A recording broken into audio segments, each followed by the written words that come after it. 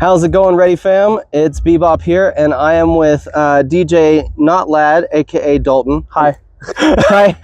And we're here in Coconino, and we've just finished day one. I guess like some of us are still really just waking up. I'm still in my PJ shirt, and we just want to recap the first day because we got to hang out, listen to some incredible live music, and then you got to DJ at our afters at the cabin, and so now's a chance for us to kind of talk a little bit about that. Yeah, definitely. Coconino's been a little bit of a wild ride for me, but I've enjoyed it. The biggest parts that I really enjoyed were probably seeing YDG. YDG, let's go. Big fan of YDG. My very first remix was actually a YDG remix, and I love his music. I sent it to him. I don't think he ever listened to it, but that's okay. You know, he's super responsive on socials. He'll like heart stuff, you tag him in, and like if you like send him stuff, a lot of times he'll at least look at it. So like shout out YDG. I love his music. True. So I want to talk a little bit about your music too. So we saw a whole eclectic group of DJs yesterday play, and then you came to our afters and played a set unlike any of theirs. Correct. Right? You dropped it, and so let's talk a little bit about your music. Where does that inspiration come from? I really like trap music. Festival trap is like really big for me, but I also hang out with a lot of people who are big rhythm heads. Yeah, you do. So a lot of my music kind of meshes those two genres together.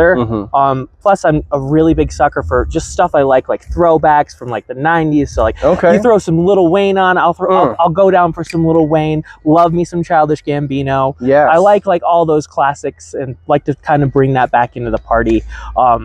But overall, I also like a lot of weird things like anime and K-pop and all this other stuff, and I try to throw that into my music too. But a lot of people have told me that my specific style of like DJing is very flowy and has a lot of ups and downs. Definitely. And a lot of a story to it is what I've heard. Like it takes you on a journey where it's like, oh, I'm here. Psych, just kidding. And now we're here. Psych, just kidding. So that's a lot of what I get. I love that. You know, the different directions that you take people on. Sometimes music can be like a roller coaster. It's, you know, the unexpected twist or turn at the bottom of the hill that really gets you. Yeah. So, but overall, I'd say a lot of my style for like specific DJing that I really like is festival trap, and I throw bunch of rhythm elements because snares and a lot of the kicks are very similar in both of those genres. With like ISO tings, like those things, those happen in rhythm too, and a lot of people don't really notice it, but it does. That's awesome. So you also played some like anime influenced music last night. You played some K-pop Demon Hunter, and so tell us a little bit of how it is to marry those two genres together.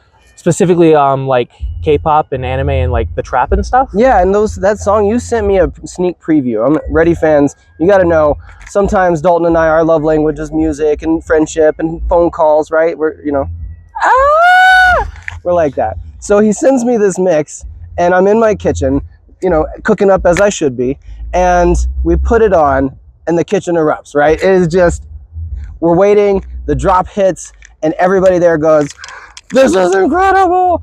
Because it's different, it's fun, and it is on the pulse of, you know, I think the excitement to what a lot of people are feeling right now. Yeah. To mix those genres, I feel like I'm very meticulous of songs that I do mix together.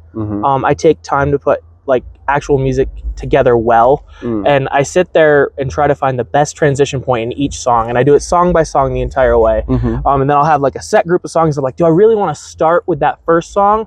And then Rekordbox is super cool. It has this feature where you can like look at the same songs in the same key and BPM. So what I do is like, I'll see if my first song is really what I want to start with, or if maybe I want to make my own intro. I've made 2 of my own intros. I'm starting to produce. I don't have any of my own original stuff, but it's like a lot of remixes and just kind of mashups right now. And I really enjoy that. But overall, like putting my music together, it's a process of just kind of trial and error with things that I really like. And I throw everything I like into a playlist, and I'm like, okay, how do I fit it together to get as many of these songs as I want into this set? I love that. So that's kind of what I do. And then I'm always open to hearing like other people's perspectives on things. They're like, oh, if you like this, if you like that artist, you'll probably like this. So I try to also be flexible and listen to other people's perspective as well. But absolutely, I like to try to stick to my roots too. You have a really eclectic pull for a lot of the different songs that you take. You know, I heard you at After 12, and like you went from Skrillex to being able to drop some Lil Wayne to like dropping some rhythm, and it flowed really well, right? You know, you hit them with voltage and they feel something, and then you move them into a different BPM. So where do you pull like that feeling from? Is there something that you experienced maybe that you're like, that was it for me, that's what I want to do? I think that starts with like where I kind of got involved with music. Okay. I've always seen music as kind of an outlet to just enjoy life. It's kind of like, I guess, my drug in a way. I'm a pretty much sober dober in the scene. I'll drink a couple alcoholic beverages, but never really getting drunk. But a big thing for me is like music does something to people. It makes them feel, and it brings out emotions that most things can't. I think there's power in sound waves. Absolutely. There's authenticity in like everything that I put into like remixes and stuff that I make, that I'm like, wow, this embodies me. So I try to make it about like what I really want my direction to be and where I want to see myself 5 years from now. And I throw all that kind of together. But overall, music has just kind of been a big thing. I started in choir. I was a drummer. I don't have much like piano skills or anything like that, but I know my whole half. Like I know my basic music theory, and I can throw stuff together. But in the long run, it kind of just comes down to what sounds good, what takes people from here to there and gives them an experience. Because I want the music that I portray and give out to be exciting for people, to have something to look forward to, something that they're enjoying, and something that's different. Because what I've always heard is a good DJ plays what the crowd wants to hear, but a great DJ plays what the crowd doesn't know that they want to hear. But I think that the best DJs, they play what they want, and they help people learn to like it as well. On top of that, because a good DJ has to have a good ear, and if they're not playing stuff that they like, they can't put the passion and the drive and the desire that they want into their music. So that's where I think the best DJs come. Like Skrillex, play anything, anything at all, live, and everybody would love it. Skrillex could play the My Little Pony theme song, and everybody would go crazy because he's Skrillex. But people go for Skrillex. They go for the person, that connection that music brings them to him. You know? So as a tradition on Ready VIP, one of the things we always love to do is give artists the chance to have the last word. Say something that really means something to you. What is something that if you were on the other side of this and you wanted to be able to hear it, or you wanted people to be able to connect to you as an artist, what is that? I think there's two. One's a little funny. I'm waiting for my friends who really like sudden to death to ask me for this pashmina, because I'm not a big sudden death fan, but I got it as like the championship belt because all my friends are really big rhythm junkies. And I'm like, I got it and you didn't. So I'm just still waiting for one of them to ask me. But overall, the real answer is probably, and I think it's also a question for everybody, what's your why, and why are you doing it? Because I have specific reasons why I do DJing, like religion and things like that, because I want to show people like that overall rave culture is a safe space. Wherever you're at, and there's the universe or God or whatever you believe in, and there's power there, and that power has the power to change people, to show people love, or to make you sad. But you got to be content with your why in life, to know where you're going and where you want to be, and follow that. And if you don't follow that, what's your purpose?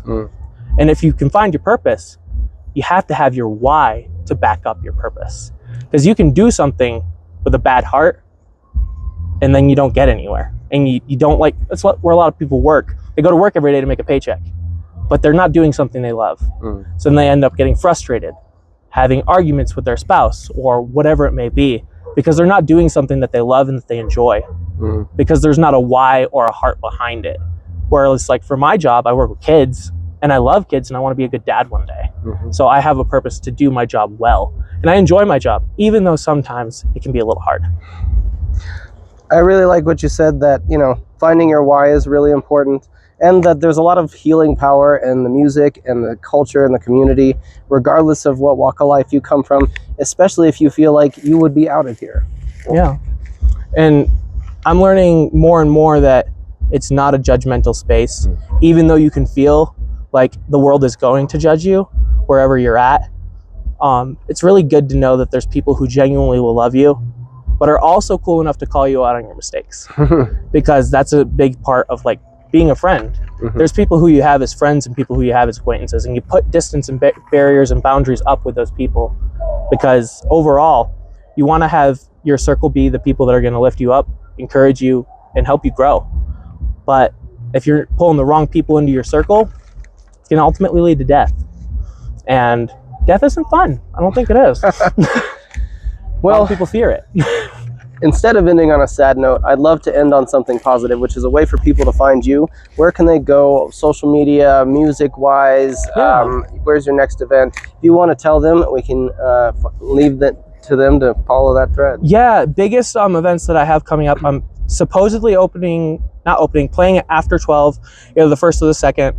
Haven't gotten details on that yet. But then my next official show is at Brickbox in Tucson. Okay. With Lizer Guide. Shout out MGM. Lizer Guide. MGM. So they're going to be playing along with me, and I'll be on at 9:30 there, down in Tucson at Brickbox. So that'll be fun. Tickets are on sale. You can check my page. It's all there on my Instagram, which is i.am.notlad. So there's kind of what I have, and I have SoundCloud. It's Notlad there, same thing. But yeah, overall, that's kind of where I can be found. Yeah, and a little lore on the way out. Oh, his DJ name is his name backwards, which is true. Dalton. Thanks, Dalton. You're welcome. Bye, guys.